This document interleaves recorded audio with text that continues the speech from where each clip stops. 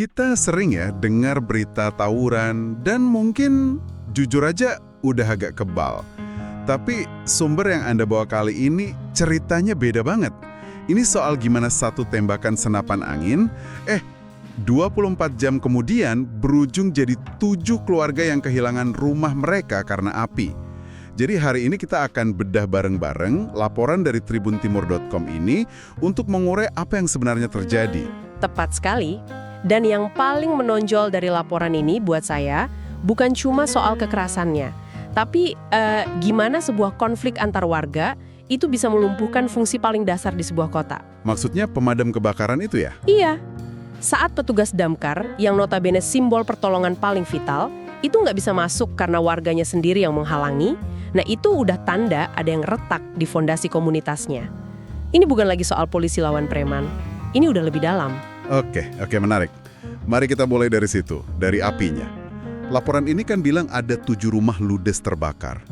Gimana ceritanya perkelahian biasa bisa jadi bencana kebakaran segitu besar di Kecamatan Talo, Makassar? Nah, disinilah situasinya jadi kacau banget.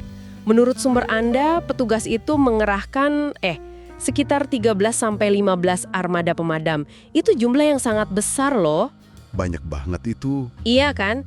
Tapi masalahnya, mereka tiba di lokasi. Dan tawurannya itu masih berlangsung, masih panas-panasnya.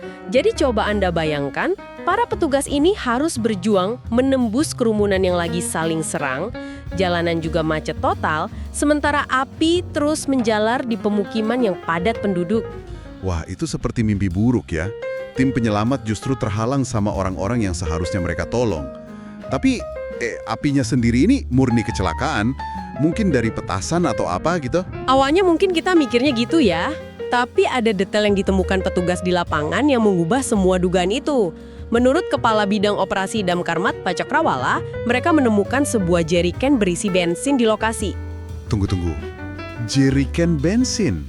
Betul, jeriken bensin. Di tengah kekacauan tawuran itu, ada yang berpikir untuk bawa bensin. Ini ngasih petunjuk kuat kalau eskalasi ini mungkin udah direncanakan. Wah, ini levelnya jadi beda banget. Ini bukan lagi api yang nggak sengaja nyebar, tapi ada kemungkinan bensinnya sengaja disiramkan. Kemungkinannya sangat besar ke arah sana. Ini bukan lagi sekedar perkelahian, tapi udah jadi perusakan yang, terencana. Pertanyaannya jadi, apa sih yang bisa bikin amarah orang memuncak sampai sejauh ini? Apa pemicu utamanya? Pas, yang tewas. Menurut dugaan polisi, dia tewas setelah kena tembakan senapan angin waktu melintas di lokasi tawuran sebelumnya. Aha, jadi ini semacam aksi balas dendam. Tepat. Kematiannya inilah yang sepertinya jadi pemantik aksi balasan yang skalanya jauh lebih besar dan destruktif dari sebelumnya. 1 nyawa dibalas dengan pembakaran rumah-rumah. Dan sebagai respons atas kekacauan ini, gimana situasi di sana sekarang menurut laporan itu? Penjagaannya super ketat. Laporannya menyebutkan puluhan personel Brimob Polda Sulsel dikerahkan. Mereka turun bareng tim dari Polsek Talo dan Polrestabes Makassar buat mendinginkan suasana. Dan pengerahan Brimob ini bukan main-main kan? Buat Anda yang mungkin kurang familiar, Brimob itu unit elitnya polisi loh. Mengerahkan mereka itu udah sinyal kalau situasinya dianggap sangat gawat dan mungkin udah di luar kendali polisi reguler. Benar, ini menunjukkan keseriusan aparat melihat potensi konflik ini bisa meluas kalau nggak segera diredam paksa. Jadi, kalau kita rangkum ya, kita nggak cuma lihat tawuran, tapi sebuah eskalasi tragis yang melumpuhkan sistem. Satu kematian memicu kemarahan, kemarahan memicu kerusakan massal, dan kerusakan itu bahkan menghalangi datangnya pertolongan. Dan yang lebih mengerikan, korban utamanya kan 7 rumah yang terbakar itu kemungkinan besar milik orang yang nggak tahu apa-apa soal konflik ini. Jadi dampaknya tumpah ke warga yang tak bersalah yang tiba-tiba kehilangan segalanya. Laporan ini benar-benar meninggalkan satu pertanyaan besar buat kita renungkan ya. Betul, memadamkan bentrokan dengan aparat itu kan ibaratnya cuma menekan tombol pos. Tapi siklus dendam ini seperti bola salju yang terus menggelinding. Nah, pertanyaan yang ditinggalkan laporan ini untuk Anda adalah, siapa yang seharusnya turun tangan untuk melelehkan bola salju itu sebelum jadi longsoran dahsyat di kemudian hari? Apakah cukup dengan polisi saja? Di kejadian ini masuk kurang lebih jam 1:30,